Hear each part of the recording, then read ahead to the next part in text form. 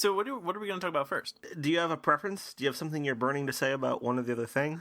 No, not really. Oh, okay. Do you want to randomize it? Sure, that's the way I prefer to do things. Okay.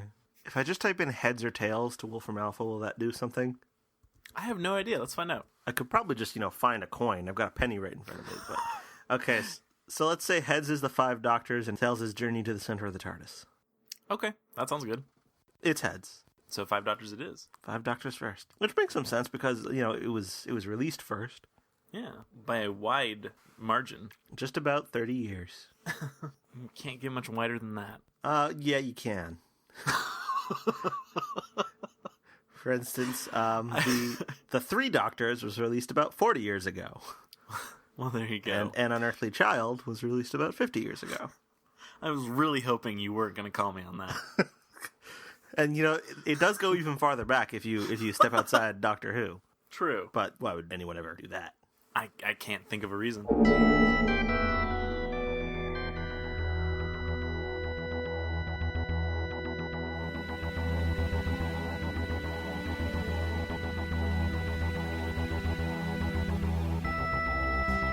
I'm Tom Dickinson. And I'm Louis Midas. And this is the Cloister Room, a podcast about Doctor Who and other things.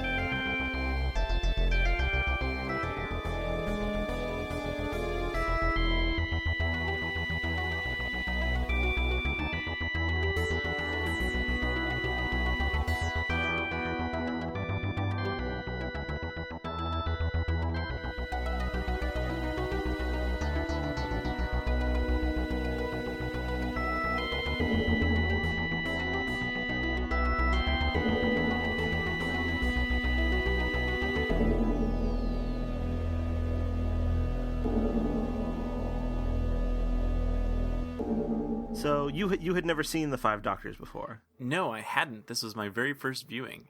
And what did you think? I liked it, but I liked it for no other reason than it was really cool to see, well, at least 4 Doctors interacting directly with each other. Didn't quite live up to the name, I guess, in that regard, but it was still very cool to see all of them, and also one of them wasn't even the right actor, but he resembled William Hartnell to some extent. Kind of. And then he was an elderly white guy. Okay, that's true. Those are my bare minimums. This was actually the first time I had seen it in a long time. Oh yeah. In fact, I did not realize this until just this viewing, but the version I had always seen previously was the special edition. Oh really? Because I was actually going to bring that up. Which one did you watch? I watched both of them. Oh really? Yeah. Huh. That's how dedicated I was. I watched them both. Well, I figured, I ordered it on DVD, mm-hmm. and it came with 2 discs, and so I figured, well, I want to look at both these discs. And at first, I thought it was like one long serial spanned over 2 discs, and then I quickly realized that was not the case. And so I was like, well, now I have all this free time that I thought I was going to spend on the latter half of the serial. So I thought, well, I'll just watch the special edition. So I did. And did you note much of a difference? Well, it looked like some of the shots, it looked like there were some inserted scenes that looked like they were just like shots of the surroundings. Maybe I imagined that. Well, and there was also special effects which looked to be updated. They weren't updated to the now. They were updated to like the 90s, I think. That makes sense. Because they still didn't look, fantastic. But I noticed they looked a little bit different. I don't know if necessarily better, but different. And another thing was that it looked like, well, if I'm remembering correctly, it seemed like they reduced the amount of footage they used of the 4th Doctor. That may well be the case because I had seen the special edition probably twice a while back. Mm-hmm. And I saw I only watched the regular edition this time. So I'm probably not as cognizant of the differences as you are, but I did look up a little info on the internet, and it does seem like most of the 10 minutes of additional material are just, a couple of extra seconds of scenery shots and maybe an additional line at the end of a dialogue scene or something. Okay. But one change I did note was that the Tom Baker footage was completely different at the end when the 4th Doctor's returned to his own time. Yes. Yeah, that's what I noticed. Are you aware of the origin of that footage?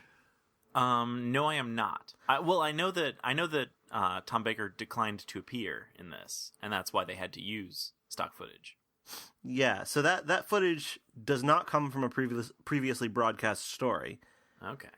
It comes from Shada, which was a story that was set to be broadcast at the end of season 17, but was never completed. And this was it's kind of legendary, I guess you might say, to the extent that, you know, things like that can be legendary. But it's, you know, there was never a completed version of it made. It was a Douglas Adams script, which is why I think the dialogue between the Doctor and Romana on the punt on the Oxford campus or wherever that is supposed to be, or Cambridge, Oxbridge somewhere. Anyhow. Yeah, that's the dialogue between them there is probably the best dialogue in the entire thing. Yeah. But yeah, so they just they figured, well, we've got this footage lying around and we can probably never use it, so might as well just throw it in here. Huh, that's interesting. I mean, I guess it's good that they picked footage that obviously no one had seen before, because otherwise that would have been strange, and probably someone would have noticed and complained. Complained, I'm sure, yes. Well, isn't that everyone's first reaction? But yeah, no. But so this episode, Shada. Yeah. What was it about? I've actually not seen it. Okay. Wait, but I thought it didn't exist. Well, parts of it do exist, and there are various different sort of Frankenstein versions of it, where people have tried to reassemble something from the missing bits. There is a version that came out on VHS and then was recently re-released on DVD just a month or two ago, actually, which is basically all of the existing footage plus a soundtrack that was created specifically for it, for the release of it, and linking narration of Tom Baker. So Tom Baker will just come on screen and tell you what you missed. I've actually not seen it. It's on my DVD shelf, and I will be watching it when I get to that point in my watch every episode in order thing. But there are other versions of it as well. For instance, there's Big Finish did an animation. Really? I don't even know if I would call it an animation necessarily. It's kind of like I think it's almost more of a motion comic. Okay. Basically, it features Paul McGann as the Eighth Doctor. Who suddenly realizes, and this is a little bit clever. He suddenly realized, wait a second, there was this thing that I was supposed to do when I was the Fourth Doctor, but I got taken out of time by a time scoop and sent to the Death Zone on Gallifrey, so it never ended up happening. So I better go back and do that now. That is clever. It works in the Five Doctors in a way. And I watched part of it and then decided, you know, I don't want to watch this. I want to watch the real thing. And I haven't gotten around to watching the fragmented real thing. And also, just last year, there was a novelization. So, but so if not everything exists, you know, footage-wise, is there like a full script? Like, could you see line for line what would have been? Yeah, there's a full script, and there's even there were rehearsals done. And because the reason it wasn't filmed was because there was a strike that prevented the filming of it. But some of the rehearsals got done, so there are even like annotated versions of the script with, you know, things scratched out and penciled back in. So I mean, obviously, no one, because those things tended to, you know, always be in flux.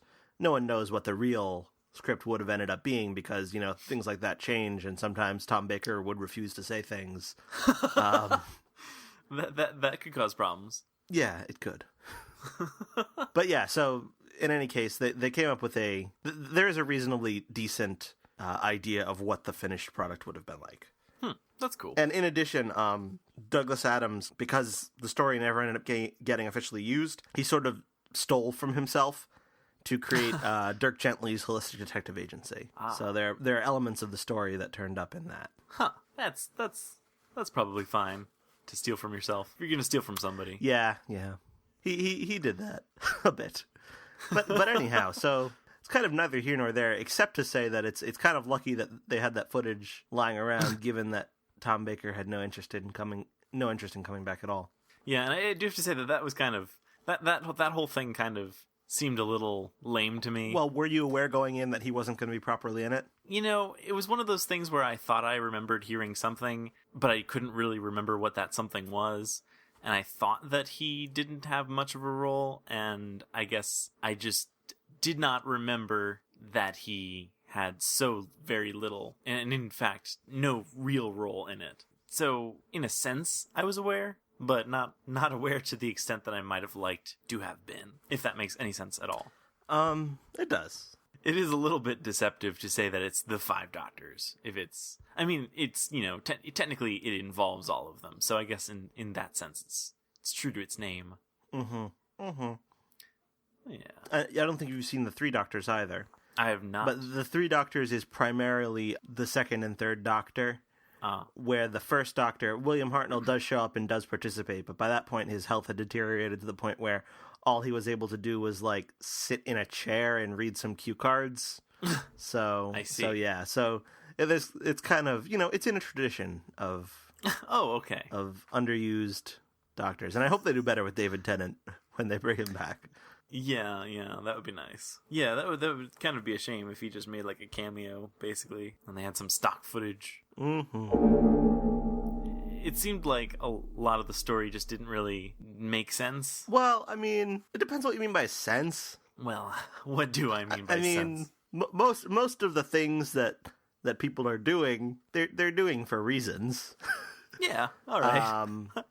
There's just a lot of, like, it's not entirely clear why there's a Dalek. Right. It's not entirely clear why there's a Raston warrior robot, which is a ballerina in like silver. But it's pretty cool though. Like, it's jumping around and reappearing and disappearing. No, that was nifty. Yeah, I mean, it kind of seemed like there was this death zone that was just littered with, well, death. And it was basically an opportunity to give the different Doctors something to fight, you know, as they make their way towards the tower. It's kind of like a MacGuffin in that regard. Yeah. Like, just, you put all these different characters in different places and have them going toward a thing. Yeah, so yeah, and it turned out it was all, I forget his name, the president guy. Barusa, yes. It was all Barusa's plot to get the ring of Rassilon. Yeah, and it's not entirely clear why he needs it, given that he can just apparently grant people regenerations whenever he wants. He's trying to do this off the books. You know, it's like money laundering, only regeneration laundering. Yeah, pretty much. I think that's more or less the size of it. I don't know, maybe he just really liked that regeneration. He didn't want to have to deal with finding or not finding, but, you know, changing into a new body and having to sort out all the stuff like his teeth and hair and whatever. Which is kind of funny because that character had appeared a couple times before, but in different regenerations each time. So maybe he had just finally, and he was never even the slightest bit evil. So maybe he just, you know, found one that he really liked and desperately wanted to stick with it. Yeah, there you go. And I mean, you know, that's reasonable. I mean, 10th Doctor didn't want to go. I mean, he did, but he didn't want to. He didn't want to. That's true. So, you know, I'm sure that happens a lot. I'm sure that a lot of Time Lords get attached to their regenerations and they don't want to let them go. I would assume not. I would assume that they do not. I would assume so. I would assume it is so that they do not. Right. That's what I meant. Okay, well, good. One thing that I wasn't really clear on was why they felt the need to get the Master involved. The Time Lords? Yeah. I mean, was it Barusa's idea? I have to wonder. You know, was he trying to add more problems for the Doctor to confront? I think he just wanted to get more like I don't know. He just wanted there to be more cameos and stuff.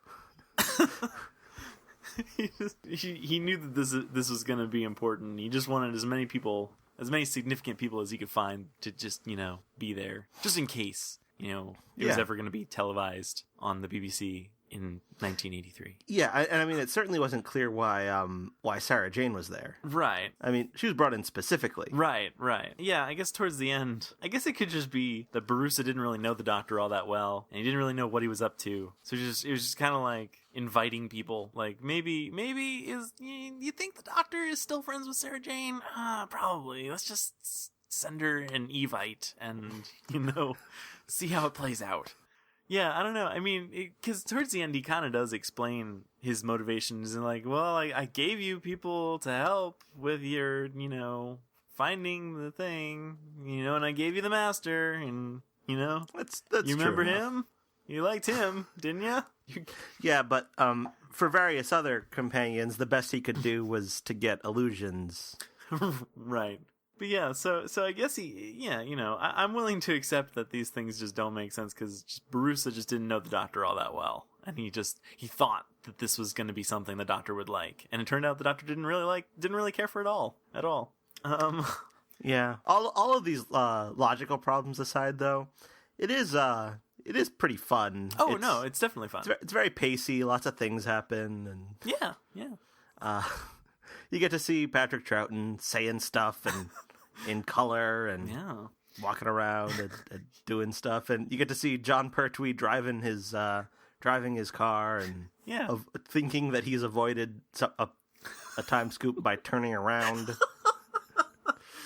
I agree. That was a lot of fun, and I did really like seeing that, and it was fun. I liked it. Obviously, the problems I had with it were just logical ones, but no, I liked it overall, and I liked Richard Herndahl's performance. I didn't really. Oh, really? I think it is probably because, it didn't bother me back when I first saw it, because when I first saw it was when I had seen far less of the First Doctor than I have now. And because I have now seen every First Doctor episode insofar as it is possible to do so, I have much more attachment to that version of the character. And so, and this, I don't know, it just doesn't work for me. Yeah. I mean, it's just like, he's just some old guy. As you said, he's some old white guy with a white wig. Right, yeah. No, and I think at least some of the time it seemed like he was doing a very blatant kind of like William Hartnell impression. That yes, there are times when he is. And those were kind of less than great, but I don't know. Overall, I thought it was all right. I don't know, but I do have to say I've seen significantly less of the First Doctor. Pretty much I've only seen, I want to say, like An Unearthly Child and then like The Aztecs, and I think that's all I've seen. I think. It's been a while since I've seen any classic Doctor Who, and I mean, there are points where it's just what I'm seeing is just so ridiculous that I just don't know. I don't know what to do with it. When Sarah Jane is first transported to the death zone, she seems to trip and roll down a hill, like this gentle slope. Yes, that's fair enough. And a third Doctor has to. He can't just like pull her up this hill. He has to actually throw a rope down to her and use the car to pull her back up. And well, I mean, it is in the death zone. Well, no, that's the thing. Well, and that's something I noticed is then later Susan seems to trip over some grass, and she develops a very bad limp for the rest of that scene, and then she's fine. Well, I think all of these things are very, in character. Right, no, sure. But it got me thinking. Maybe the death zone is just so perilous that, like, everything about it is deadly. And even the most innocuous-looking terrain is actually, just seconds away from killing you. That is probably quite true. So that's what I want to believe. And once I acknowledged that to just of course be true, it made everything a lot more intense. And I like that. So I'm fine with that. Well, that's good. There's one line in this episode that is it's widely considered to be one of the worst, if not the worst, line readings in all of Doctor Who. Okay.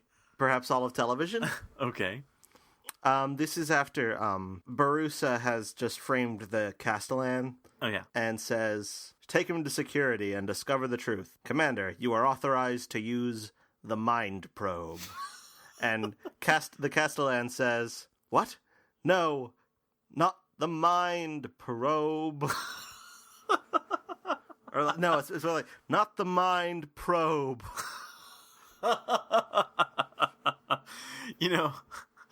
I did notice that. That was that did seem pretty terrible.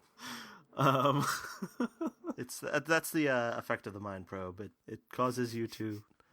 It's the psychosomatic effect of even thinking about the mind probe causes you to become a zombie or something.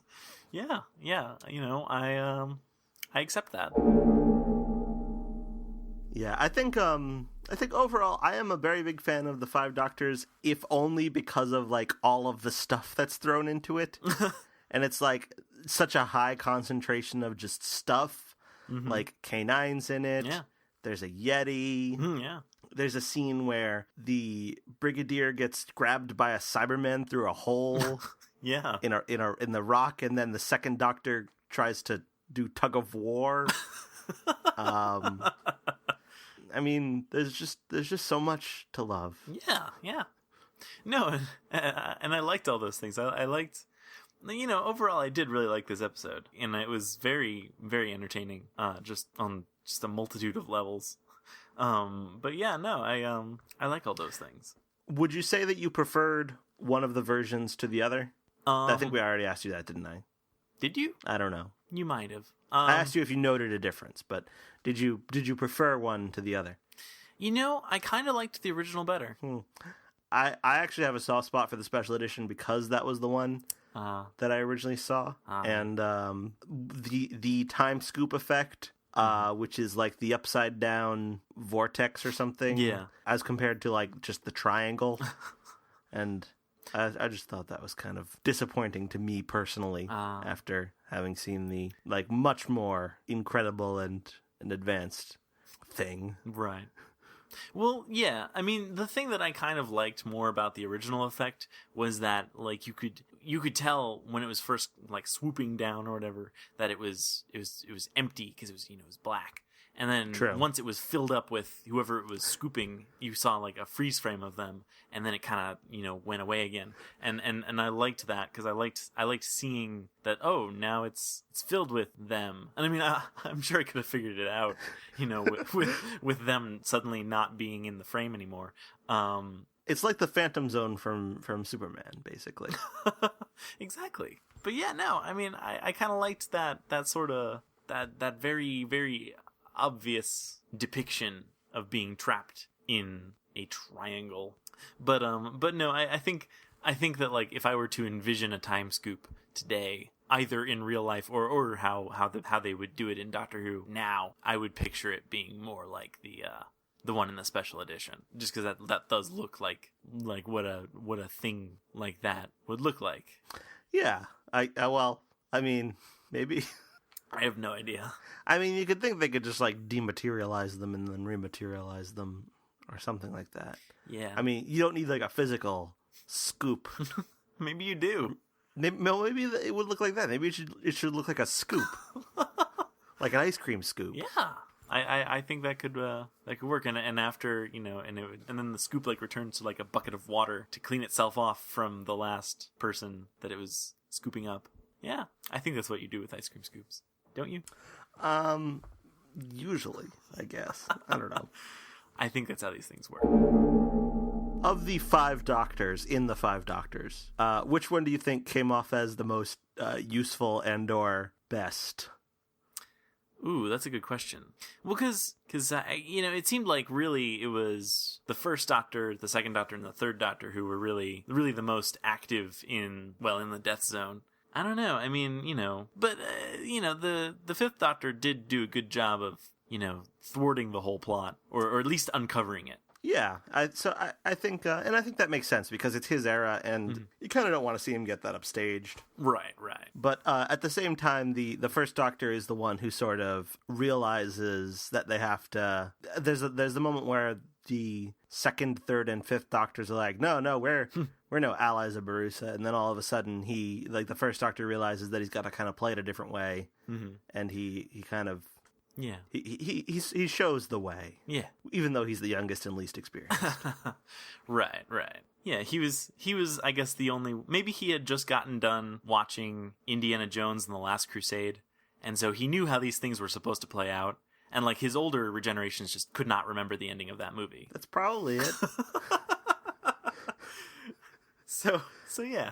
Yeah, there's weird things with memory going on in every multi-Doctor story because the older versions of the Doctor can't seem to remember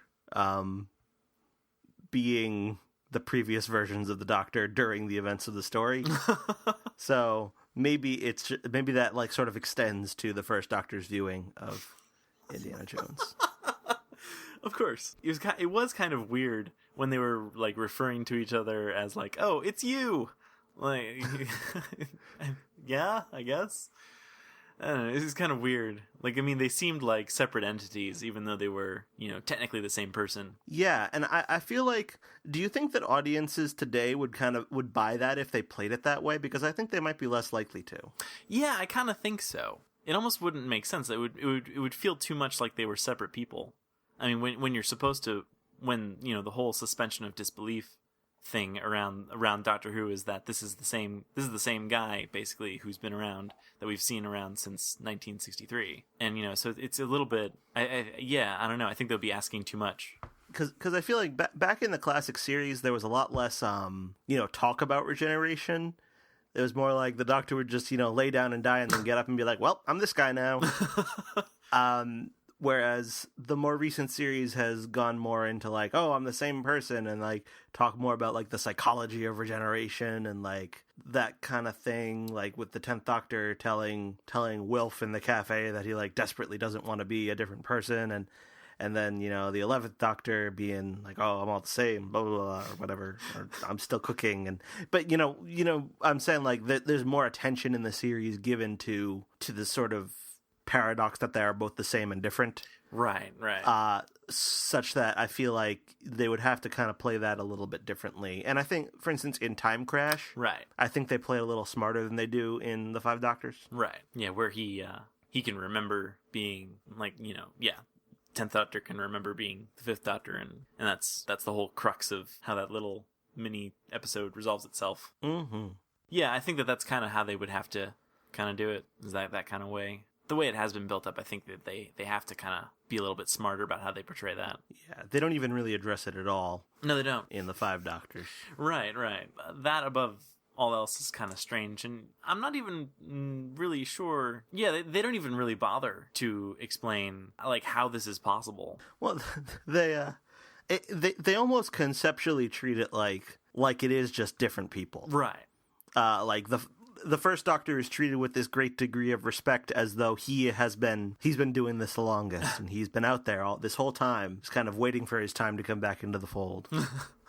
Right. Whereas that's obviously not true. Right. Yeah, and that's obviously that's how people work, but it's not how the Doctor works. Because the Doctor is not people. No, he's not. He looks like people. Well, no, he doesn't. He doesn't even look like people. Not remotely. But I feel like if they had taken the time to address that kind of paradox, that would have just, I don't know how they would have done it, but, it probably would have slowed things down and not been terribly interesting, and it would have just gotten in the way of the fun. Yeah, in all likelihood. Oh, another difference from the special edition to the original. At the end, they all get into the TARDIS, and they all get into their own TARDISes. Right. And in the original, the effect is the TARDIS kind of going, like multiple TARDISes kind of going off. And then in the special edition, I think it's the time scoop again. Yeah. And I kind of liked the original better, because I liked the idea that there was like, I don't know, it kind of completely changed how I interpreted that, because I thought, it was just like different TARDISes going off, but I guess it was actually more different time scoops just taking the Doctors back. Well, the thing is, the Doctors didn't arrive there in TARDISes. True.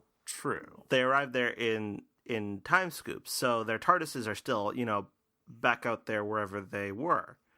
Well, yeah, but the Time Lords could have done them a solid and just brought them all their TARDISes there. They probably could have. Sometimes they do things like that. Yeah, for reasons. So that's how I interpreted the original, and then when I saw the time scoops in the special edition, I had to reevaluate that. Yeah, another change that I am aware of is Rassilon has a completely different voice. Oh, I didn't notice that. Yeah, his voice is much more menacing in the special edition, I feel like. Ah. Which is fine, because he's he's menacing and turns people into, I guess it's supposed to be stone. Looks kind of like plastic.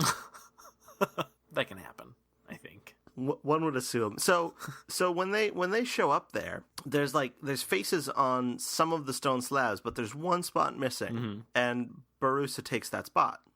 So does that mean that, like, all right, next person gets real immortality because we're out of room, so we're gonna have to hand it over. You just need 4 lemmings to go before you, and then you can claim immortality. Which means it's a pretty good. It was a good thought to bring the doctors, because if it had been empty and you needed to fill up those slots, I mean, I'm sure that would have been one way he could do it. Yeah, or maybe it just deletes the oldest one, and the oldest one is just kicked out, and who knows? Oh well, that's not fair. Because like the whole point of it is that yes, you do get immortality, but it's as a stone. Well, but that's the thing. He gets kicked out, but he gets put somewhere else. Like, so like his stone image goes somewhere else. Maybe somewhere like even more obscure, like the unconsciousness zone or something. Yes, exactly. Like some less menacing zone than the death zone. Yeah, or maybe you just have to share. Maybe you have to just start sharing your stone with another guy. It's like roommates. That doesn't sound fun. But yeah, no, that wouldn't be fun. Well, can you imagine? I mean, like, first of all, you're stuck in this stone for the entirety of time and stuff, but now you gotta share it with some guy who you probably don't even know, because, like, I mean, it's been probably a long time has passed since the last guy came, so now you're stuck with someone you probably can't even connect with on any level, and now you're just stuck on a stone with them. Yeah. I think that's the real tragedy. Stuck on a stone. Yes. Journey to the center of the TARDIS. I liked it. Really? Yeah. Okay. I know, it's strange. Well, I mean, I think you've said that of every episode, at least since the Snowmen. Yeah, I think so. Well, what can I say? And possibly going even farther back. Yeah. Well, I know I didn't like dinosaurs in a spaceship. That's true. I think that was the last one that you said you really didn't like. It's probably true. But yeah, no, I liked this one. I thought it was interesting. I liked it too. Oh, well, good, good. Just so you know. You kind of left me in suspense there. Oh, well, I mean, I don't want to do that. Yeah, no, I liked it. I thought it was interesting. It was really cool, and I for the most part I liked the premise, and I liked everything about well, not everything, but I liked a lot of things about it. It was there were a lot of things I actually didn't like about it. Oh, really? I think in the final balance it comes out ahead. Mm-hmm. But for the most part, what I liked about it was the direction and design, of which there was a lot of design work on display. Yeah. All of which I thought was really good. Yeah. There was some very, very good direction showing that design off, and like some good, chasing through corridor scenes, which is, that's Doctor Who. That is Doctor Who. But I thought the script was not all that great personally. I didn't like it all that much. Oh yeah. Reset button. Yeah. Reset button. Literal reset button. Yeah. It's an actual button that you press to reset it. It is. I can't think of a reset button story this resetty in Doctor Who history. Well, Doctor Who history. I have to go through every story. Rose, no. End of the World, no. Unquiet Dead. Well, I mean, I could go back all the way to the classic series too, couldn't I? You could. Unearthly Child, no. Daleks, no. Edge of Destruction, no. Marco Polo, no. Okay, never mind. Anyhow. Yeah. Yeah, I mean, like, for instance, Last of the Time Lords had a reset button, but all the main characters remembered. True. That's very true. No one remembered here. That. Or did they? Ooh, yeah. That's probably not. No, they did not. Yeah, I mean, if anything, that's kind of peculiar and not all that great. That, no one came away from the episode a changed person or, better for the whole encounter, except for maybe the TARDIS. Maybe the TARDIS grew as a person. Well, I mean, the Doctor tells one of the Salvage Brother people, like, right after the Doctor, like, reveals that the android is actually a human, he tells the other brother, he's like, you remember this. You better remember this. And then in the reset timeline, that brother is just slightly nicer. Yeah, that's to the other brother, true. Because I guess he remembers it. Yeah. So I guess if the Doctor tells you to remember it, that can cause you to remember it in other timelines. There you go. See also Amy Pond. Oh yeah, that's there you go. That is it. Yeah, I almost feel like this ended up being more for the viewer and just, not so much for the development of any particular character or the furthering of any particular plot, but it was really just kind of a thing to sort of explore what's in the TARDIS. And apparently in the TARDIS, if you walk around, you'll eventually end up in the library where there is, on a literal pedestal, a book in which the Doctor's name is just, written down casually, and you will presumably open directly to the page where it is written down on your first attempt to open the book. Yeah. Maybe he's dog-eared the page or something, just so he doesn't forget. Or maybe it's the same page just over and over again in like a loop. And so that's why it's so easy to find. It might just say Doctor Who, Doctor Who, Doctor Who. Precisely. Yeah, that was a little strange. It doesn't make a whole lot of sense because it certainly sounds like what Clara is reading is something very significant and also highly relevant to everything. Well, it seems as though she discovers something. She reads it and she says, "Oh, that's who." Right. So it is significant not just to the viewer, but also to her in some sense. Right. The answer to the Doctor's identity is significant enough to her that she would find it remarkable. Yeah, which is interesting because nobody else has wondered that. No one else has, as far as I am aware, no one has wondered like, "Are you someone significant to me, Doctor?"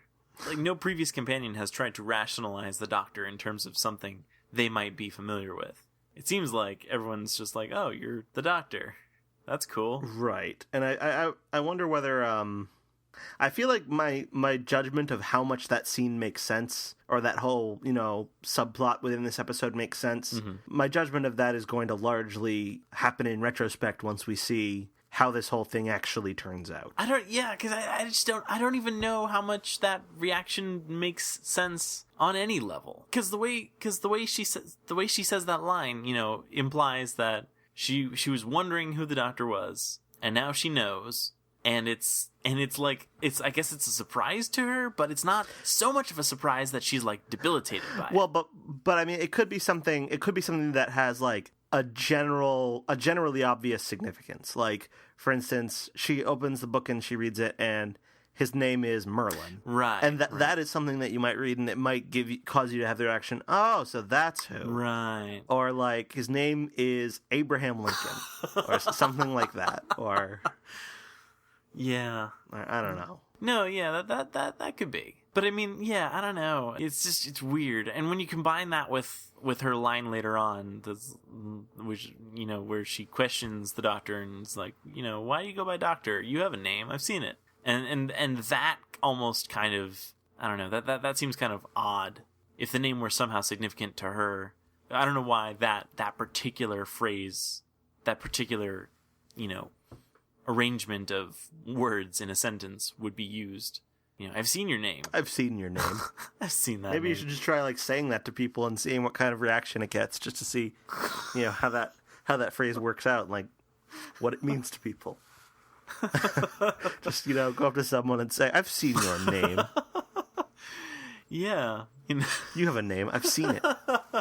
Yeah, but I also think that like he could be doing more to keep that secure. Yeah, especially because the Doctor went to such great lengths to erase himself from apparently every database in the universe, but his name is just lying in a book in the TARDIS. Which, I mean, if you're going to pick a place to put information about yourself, I guess putting it inside a mostly indestructible time machine is probably a fine place to keep it.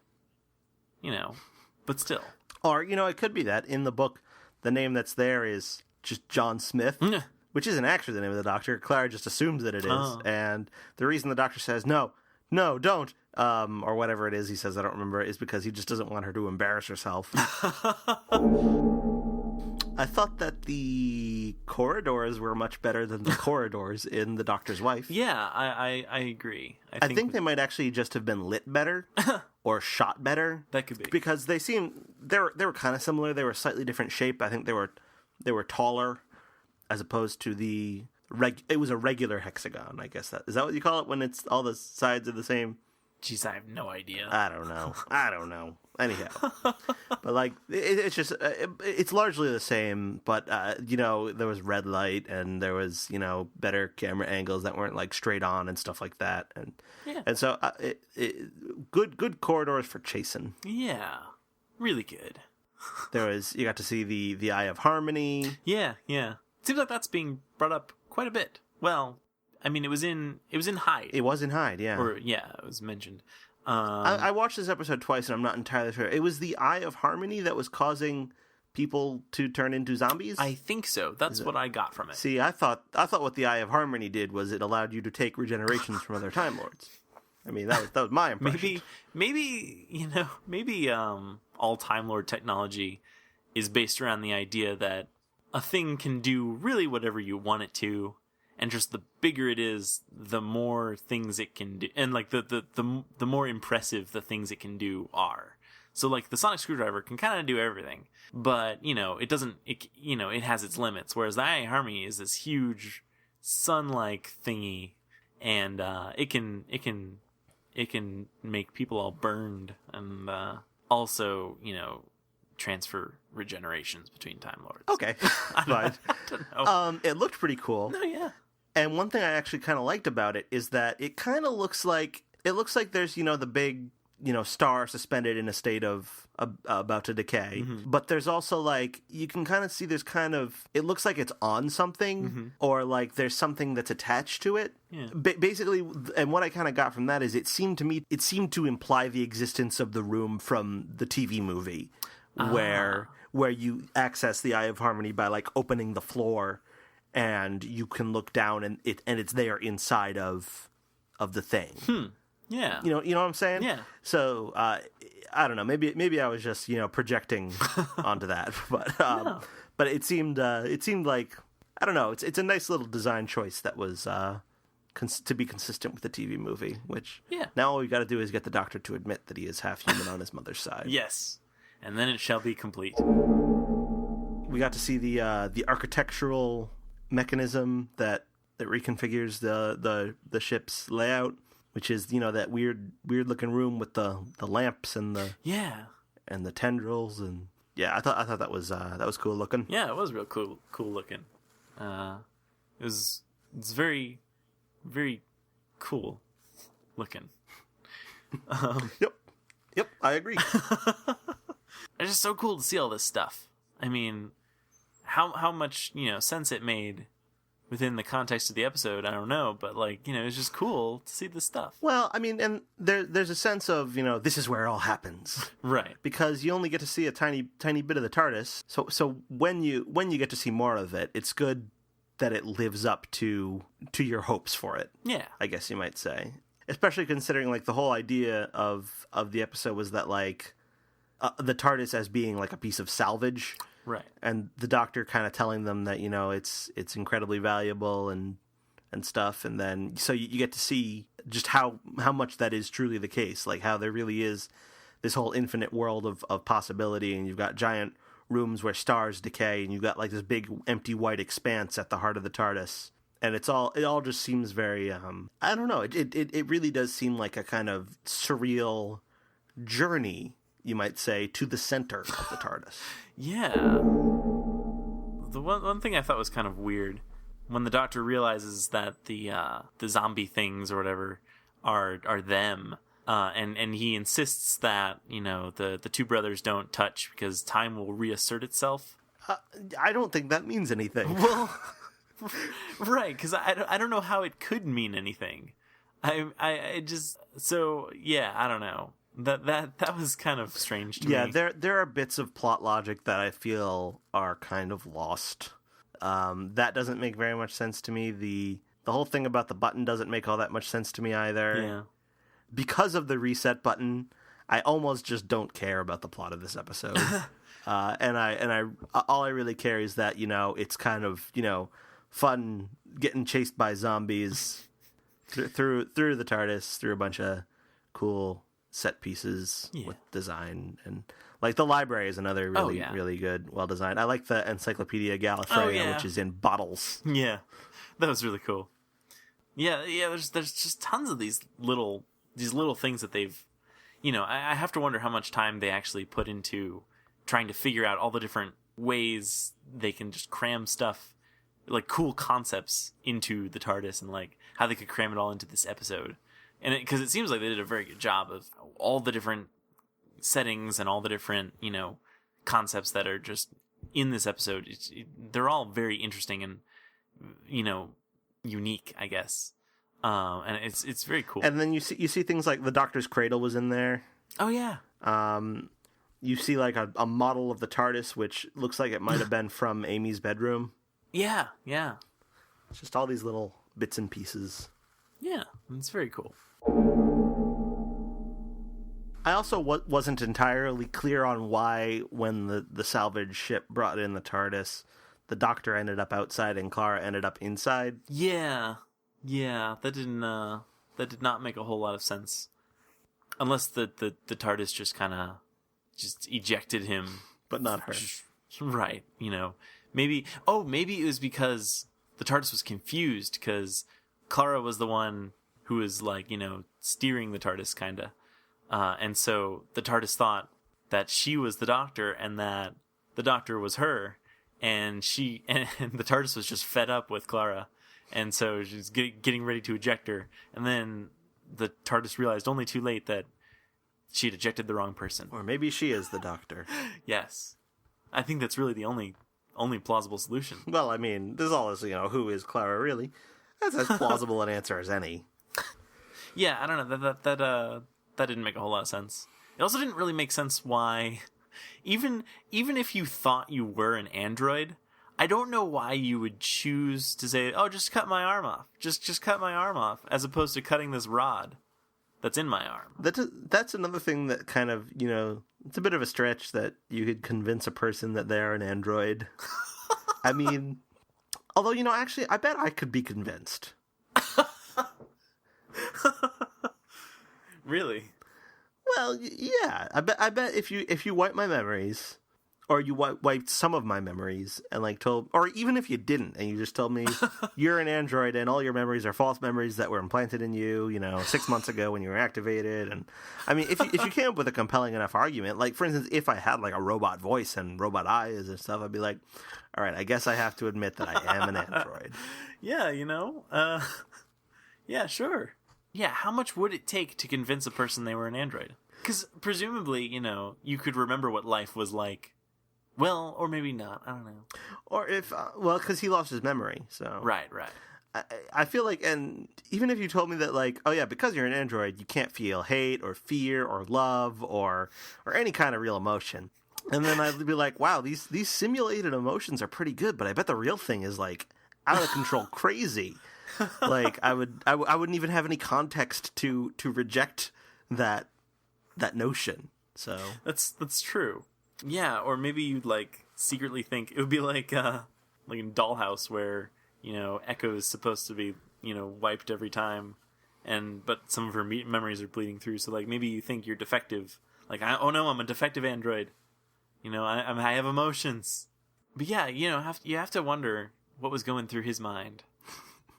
Yeah, I mean, I think about how convincible I am in that regard, and I feel like that's probably because I studied philosophy in college. Because so I bet like if you wipe my memories, I wouldn't really have any kind of knowledge of any philosophical tradition, but sort of that brain, like those pathways would be active in my brain, like so I could get at skepticism. That would be accessible to me. So the only thing I can really conclude is that he must have been a philosophy student, which explains why he's working salvage on a ship with no steady job and just working for the family business doing hard labor. That explains why. Because he was a philosophy student. There you go. It's all coming together.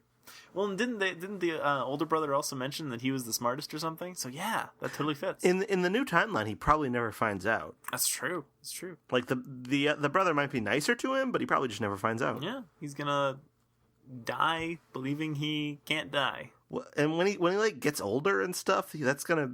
I wonder how that's gonna feel. Like he's gonna be like, wait, is that supposed to happen? There's really I don't know what the brother's end game is on this one, because the longer they let this go, the angrier he's gonna be when he finds out he's been a human this whole time, or at least I imagine. I would be. And you have to assume that there would have been like a hospital involved or something. So like all the doctors and the nurses and all them folks, they must have been in on it. They must have been in on the joke. Well, yeah, and like, do they not have like digitized health records? Like, can he not look up his health information on his robotic eyeballs? Well, he might not even think to. Oh yeah, because he doesn't think he has health. Yeah, everyone must have just been in on this, though. It's the only way this ruse could have lasted, unless like they have some sort of machine that just fixes you up with bionic parts if you want them. Maybe they did it all themselves. Well, yeah, but he lost his memory and his parts in an accident. So, oh well, yeah, I could be they just administered emergency first aid and then.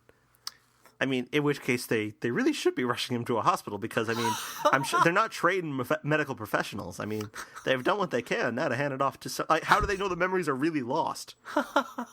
They probably aren't. This is like the emergency response, and then I guess maybe they thought that they'd pass by a hospital and then be able to get his memories back there, like where there are trained physicians, but they just never came across one, so they keep putting it off. He could probably get his memories back if the doctor just told him to remember. Yeah, that's all it takes. There it is. I don't know. I also thought Murray Gold's music was really good in this episode. Oh, I wasn't paying attention. I wasn't paying attention for a lot of it either, but still, the bits where I was paying attention, it felt like it was a particularly good example of the stuff he usually does on Doctor Who. I might actually be getting a little tired of "I am the Doctor." Yeah, there's only so many times you can hear that before.